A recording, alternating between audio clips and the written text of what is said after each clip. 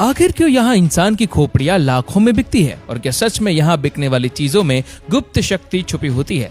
इस बाजार में चमगादड़, जंगली बिल्ली, मेढक, कुत्ते, इंसानी हड्डियों और काले जादू का सामान क्यों खुलेआम बेचा जाता है? दोस्तों, ये है दुनिया का सबसे खतरनाक बाजार जो मेक्सिको में है।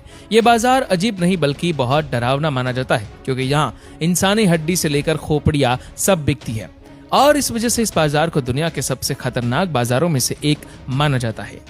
देखो, चीन में आज भी लोग लकड़ी से कोयला बनाते हैं और ये तकनीक कई सालों पुरानी है। तो चलिए जानते हैं कि लकड़ी से कोयला कैसे बनाया जाता है। सबसे पहले मजदूर बड़ी बड़ी लकड़ियां काटकर जमा करते हैं, फिर मजबूत और सूखी लकड़ियां चुनकर ट्रॉली में रखी जाती है और उन्हें भट्टी के अंदर ले जाया जाता है। यह भट्टी एक ईंटों से बना छोटा कमरा होता है जहां इन लकड़ियों को सावधानी से जमाया जाता है। इसके बाद भट्टी को ईंटों और मिट्टी से पूरी तरह बंद कर दिया जाता है और नीचे धीरे धीरे आग लगाई जाती है। इसमें लकड़ियां धीरे धीरे पकती है लेकिन पूरी तरह जलती नहीं है। इस प्रक्रिया को पायरोलिसिस कहा जाता है, जिसमें लकड़ी को अध जला करके कोयले में बदला जाता है।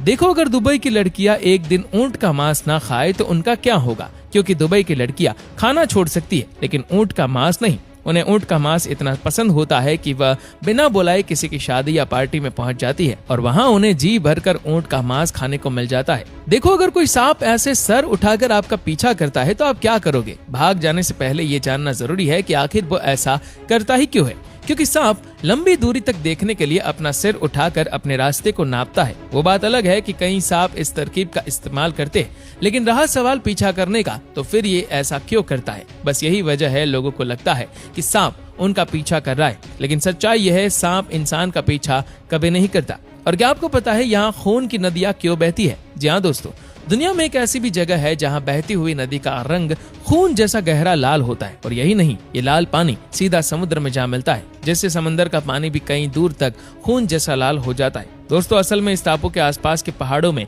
जंग बहुत ज्यादा मात्रा में मौजूद है और जैसे ही बारिश होती है ये जंग पानी में घुल जाता है और पानी का रंग बन जाता है खून जैसा गहरा लाल। इसी जगह को लोग कहते हैं रेन आइलैंड। देखो, इस पापड़ को खाने के लिए चीनी लोगों की लार हमेशा टपकती रहती है, क्योंकि इसे बनाने का तरीका ही इतना मजेदार है।